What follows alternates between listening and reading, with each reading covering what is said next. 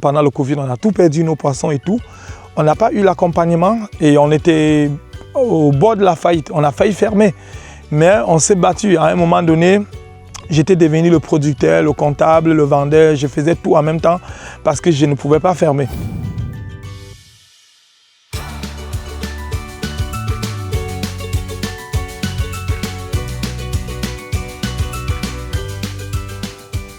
Bonjour, investis au Cameroun. Bienvenue à Grow World Group dans notre site de Dibamba. Moi, je suis Boris Kamgo, le PDG de la Grow World Group, de la production des poissons, des vaches, du riz, des jus et de notre système de restauration, emportée et consommation sur place.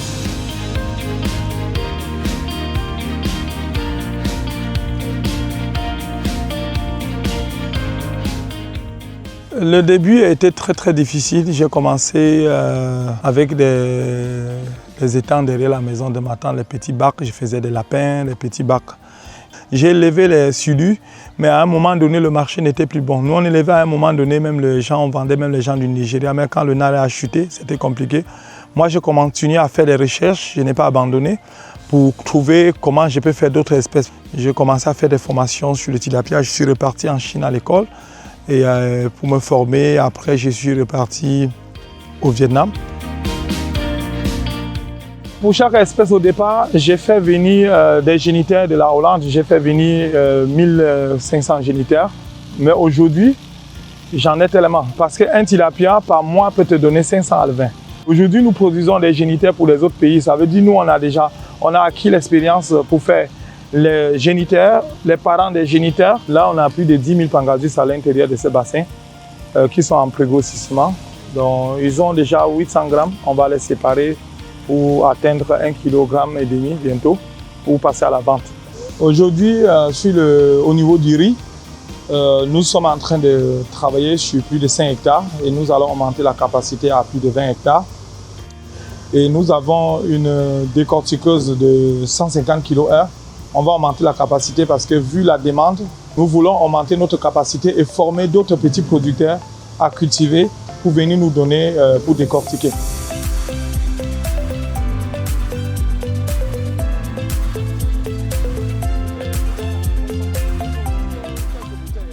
Ici, vous êtes dans notre unité de production de jus de fruits. Nous, on presse tous les types d'agrumes. Nous, on a la capacité environ de 10 000 litres par jour. Nous sommes sur un espace d'environ de 2000 m². Et nous pouvons remplir les big bacs en 5 litres, en 10 litres pour les hôtels. Nous remplissons aussi les fûts de 200 litres pour les sports. Et nous faisons aussi la congélation des fruits. Et ici, comme vous voyez, aujourd'hui, on fait l'ananas citron. Donc, on broie à peu près 1500 kg en 1 heure. Ici, par exemple, en main d'œuvre à l'usine, nous sommes autour de 25. Et on prend aussi des temporaires. Et on veut augmenter aussi la capacité, comme on est en train de mettre les carreaux, comme vous voyez, c'est parce qu'on a beaucoup de commandes de congeler aussi pour les sports. Comme vous voyez, les chambres froides, c'est pour congeler, comme ça ronfle là. C'est parce qu'on congèle les ananas aussi pour les sports.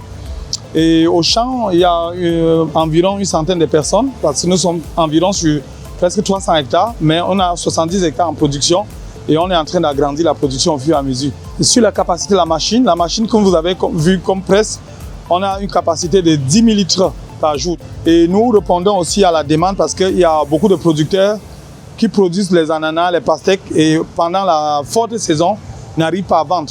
On peut stocker les jus jusqu'à 1 an. Les bouteilles de 300 ml que nous vendons autour de 500 jusqu'à 800, ça dépend des parfums, parce qu'on a environ 10 parfums. Parce que vous voyez aujourd'hui dans les supermarchés, les jus d'ananas venus du Maroc, de la France, qui coûtent plus cher que ce qu'on produit localement.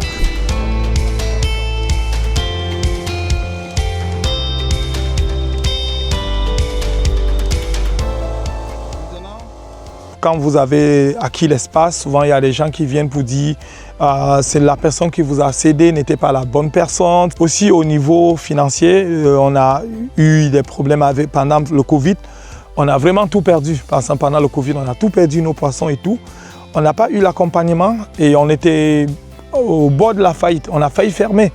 Mais on s'est battu. À un moment donné, j'étais devenu le producteur, le comptable, le vendeur. Je faisais tout en même temps parce que je ne pouvais pas fermer.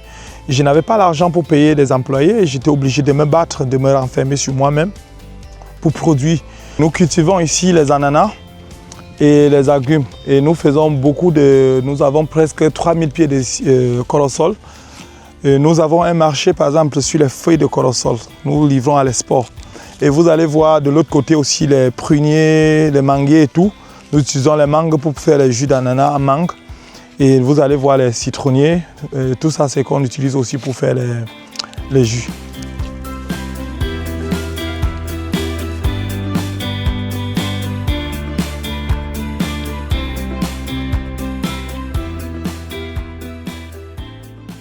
Pour les prochaines années, avec l'accord par exemple qu'on a signé avec l'IFC, c'est de renforcer la production à partir de 300 hectares de production à 1000 hectares.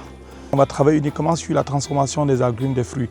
Et on doit également renforcer notre sécurité de production sur le marché local en mettant en canettes, en briques et ajouter en 5 litres et des petits pipettes pour les enfants.